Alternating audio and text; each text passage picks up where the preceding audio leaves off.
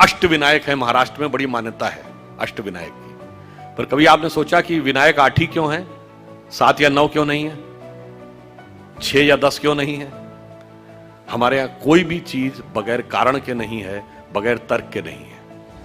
अच्छा, कभी आपने सोचा कि भगवान गणेश का शरीर मनुष्य का है और सर हाथी का क्यों है? और उनका सर काटा क्यों गया?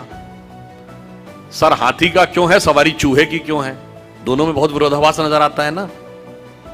और उसके बाद यदि हाथी का सर है तो उनको एक दंत क्यों कहा गया?